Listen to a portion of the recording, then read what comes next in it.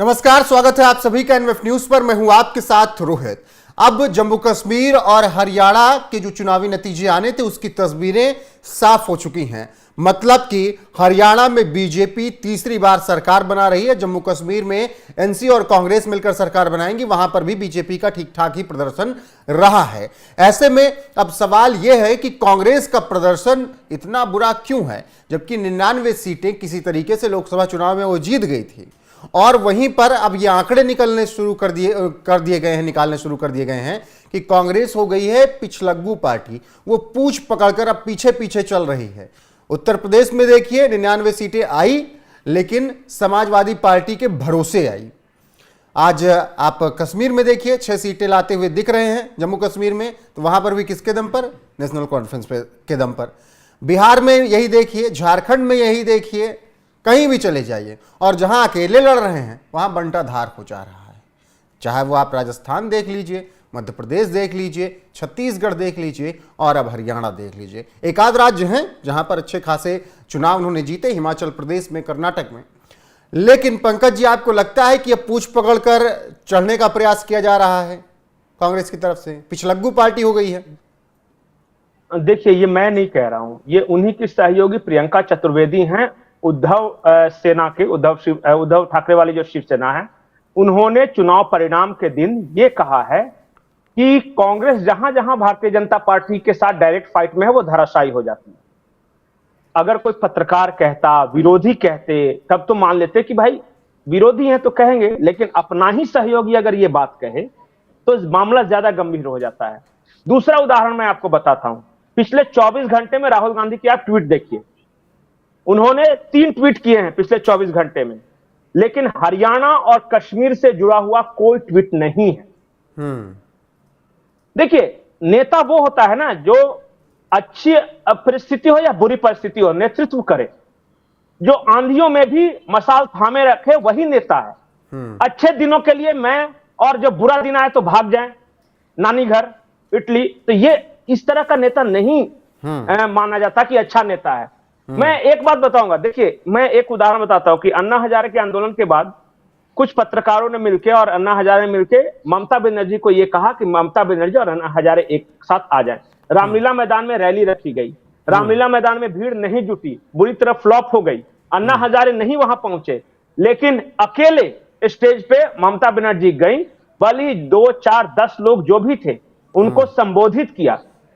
यह है nerve of steel कि चाहे तमाम बुरी परिस्थितियां रहे, मैं आगे बढ़कर नेतृत्व करूंगी। तो इस तरह जमीनी नेता तैयार होते हैं। मैं बार बार ये बोल रहा हूं कि ये बनाए हुए नेता हैं, बने हुए नेता नहीं है। एक होता है नेचुरल कि जिसके अंदर वो इंस्टिंक्ट हो, और एक होता है जिसको बहुत सजा के, संवार के, काजल पाउडर लगा के तैयार किया जाए कि आज से आप हमारे नेता हो। ये बनाए हुए नेता है। किसी ने पर्ची पकड़ा दिया, उसको देख के बोल दिए। किसी पीआर एजेंसी ने कह दिया कि टी शर्ट पहन के घूमो, तो वो बोल दिए। किसी दूसरे ने पित्रोदा, एक सलाहकार, कि राहुल गांधी की अपनी कोई अहमियत नहीं है, राहुल गांधी विश्वास नहीं जीत सकते। राहुल गांधी बनाए हुए नेता है, इनको बनाया जा रहा है कि नेता, ये नेचुरल नहीं है। अब आप बता रहे थे बहुत बढ़िया बात की सहयोगी दल। आप देखिएगा आने वाले चुनाव में हरियाणा का परिणाम क्या निकलता है। हेमंत सोरेन से बहुत बार्गेन कर रहे थे ये। इनको लग रहा था कि हरियाणा हम जीत रहे हैं, तो यहां कह रहे थे कि 80 में से पिछली बार 33 पे लड़े थे, इस बार तो कम से कम 35-33 पे लड़ेंगे, नहीं तो ईंट से ईंट बजा देंगे, कल से म्याऊं म्याऊं करेंगे उनके सामने। महाराष्ट्र में भी यही हो रहा था कि नाना पटोले रोज दहाड़ रहे थे कि उद्धव ठाकरे कैसे सीएम बनेंगे, जिसकी ज्यादा संख्या होगी वो सीएम बनेगा, हम सबसे बड़ी पार्टी है, हम ये होंगे। शरद पवार उधर अलग कह रहे थे कि नहीं भाई, जिसकी संख्या होगी वो बनेंगे। आज देखिए प्रियंका चतुर्वेदी ने दाग दिया ना मिसाइल, बिल्कुल, सीएम तो उद्धव ठाकरे ही बनेंगे। क्या सही मौके पे चौका। इसलिए मैं बोल रहा हूं कांग्रेस के आज की तारीख में, और आज की तारीख में यही स्थिति है। पता है, कुछ सहयोगी दल तो इन्हें जूते भी मारेंगे ना, फिर भी झाड़ के खड़े हो जाएं कि I am all right.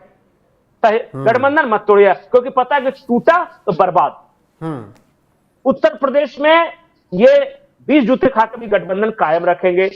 Bihar में यही काम करेंगे, झारखंड में यही काम करेंगे। अकेले लड़ने की हैसियत बहुत कम राज्यों में बची है। ऐसे ही प्रधानमंत्री बनेंगे। कम राज्यों में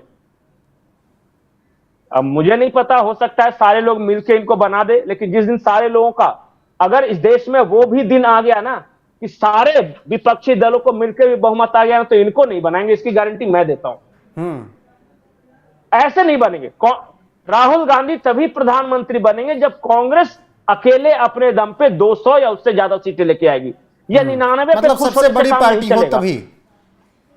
बिल्कुल, सबसे बड़ी पार्टी हो, और इतनी बड़ी पार्टी हो कि बाकी सब, जैसे बोलते हैं ना, हमारे यहाँ एक केमिस्ट्री में पढ़ाया जाता था, न्यूक्लियस पावरफुल रहता है तो इलेक्ट्रॉन अपने ऑर्बिट में घूमते हैं। आपके पास 240 हो, फिर नीतीश और नायडू 15-15, 12-12 सीट मिला के दे दें तो आप सीएम बन सकते हैं, ऐसे ही कुछ हो गया। तब 5 साल तक सरकार बनाएंगे या 5 साल तक चलाएंगे भी नहीं। आप खुद ही 100 से नीचे हो, और सब मिला के कहीं का ईंट कहीं का रोड़ा, भानुमति ने कुनबा जोड़ा, अगर मान लिया कि 272 आ भी गए तो पता नहीं कौन सा ईंट किधर खसक जाएगा। लेकिन पिछली सरकारें तो केंद्र में इन्होंने ऐसे ही चलाई ना, 100, 120, 140 ऐसे ही ना।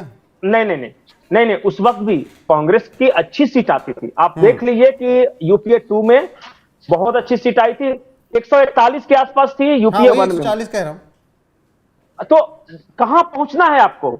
आप 99 में ऐसे ऐसे कर रहे हो कि जीत गए। आपको लाना है डबल। ये बात आप समझ नहीं पा रहे हो। राहुल गांधी को फुला के कर दिया, लेकिन पंकज जी, इस गुब्बार में भर दिया हवा, और ये लगे संविधान, आरक्षण खत्म हो जाएगा, लोकतंत्र की हत्या हो जाएगी, तानाशाही, वो गुब्बारा फूट गया? नहीं, फूटा नहीं है। देखिए, सारी चीजें नैरेटिव होती हैं। जब एक स्ट्रांग लीडर होता है तो उसके आसपास एक नैरेटिव गढ़ा जाता है, एक माहौल तैयार किया जाता है, तब जाके आप चुनाव जीतते हैं। माहौल अच्छा तैयार कर रहे हैं, पर मेरा न्यूक्लियस में ही दम नहीं है। इलेक्ट्रॉन कितना घूमे, वो ऑर्बिट से बार बार बाहर चली जाती है। मेन जो नेता है, जो चेहरा है, उसी में दम नहीं है। और जब तक चेहरा नहीं मिलेगा, कांग्रेस, देखिए राहुल गांधी को कितनी बार से मौका मिल रहा है। 2014 राहुल गांधी के चेहरे पे, 2019 राहुल गांधी के चेहरे पे, 2024 राहुल गांधी के चेहरे पे। इतना मौका तो नेहरू जी को भी नहीं मिला था हारने के बाद, इंदिरा जी को भी नहीं मिला था। हाँ, इतना हारने का मौका नहीं मिला। एक बॉलीवुड में रिकॉर्ड है, 33 लगातार फ्लॉप फिल्में देने के बाद तब अमिताभ बच्चन पैदा हुए जंजीर। ये राजनीति में तो 33 चुनाव हारने का भी रिकॉर्ड तोड़ चुके हैं। अब पता नहीं कौन सी जंजीर बन रही है इनकी। ठीक है, आखिरी सवाल, तो क्या कांग्रेस अपने आप को मान ले कि अब उसका उदय अकेले कहीं नहीं हो सकता है? एक आध छोड़ दीजिए, हिमाचल कर्नाटक की वो सब, उनको नहीं। साथियों के पैर पकड़ के ही चलने हैं। कांग्रेस तभी मजबूत पार्टी बनेगी जब बिहार और उत्तर प्रदेश जैसे राज्यों में अकेले चुनाव लड़ेगी और हर जगह संगठन खड़ा करेगी। 150 सीट के आसपास आते हैं, 135 सीट बिहार उत्तर प्रदेश मिला के। अगर 135 में जिस दिन ये 60-70 जीतने की स्थिति में आ जाएगी, उसी दिन से दिल्ली में कांग्रेस की सरकार बननी शुरू हो जाएगी। लेकिन ये तो लड़ते भी नहीं उतने पर। ठीक है, फिलहाल तो 20-25 2-4 पे लड़ेंगे तो क्या सरकार बनाएंगे? फिलहाल तो हालात ये हैं कि कांग्रेस अपने दम पर जहां अकेले लड़ने का दम दिखा रही है, वहां पर बीजेपी के सामने उसे हार का सामना करना पड़ रहा है। और ये बात अब उनके सहयोगी भी कहने लगे हैं, और इसका असर आने वाले झारखंड चुनाव में, दिल्ली चुनाव में, बिहार चुनाव में और महाराष्ट्र चुनाव में देखने को मिलेगा, जब सीधे सहयोगी कहेंगे आपकी नहीं चलेगी, आप अकेले कहीं नहीं जीत पाते, हमारे दम पर जीत रहे हैं। तो फिलहाल कांग्रेस का हरियाणा में सफाया तो नहीं, लेकिन हार चुकी है चुनाव, जो कांग्रेस बहुत हाइप बना रही थी, और जम्मू कश्मीर में अब्दुल्ला के सहारे सरकार बनाने जा रही है। तो ऐसे में कांग्रेस को क्या अब यह समझ लेना चाहिए कि उन्हें पिछलग्गू ही रहना है और साथियों के साथ चलना है, तभी वो कहीं कहीं सत्ता हासिल कर पाएंगे? कमेंट करके अपनी राय जरूर दीजिएगा। पंकज जी, जुड़ने के लिए बहुत बहुत शुक्रिया। साथ ही वीडियो को शेयर कीजिएगा, लाइक कीजिएगा, चैनल को सब्सक्राइब कीजिएगा। बने रहेगा हमारे साथ। नमस्कार।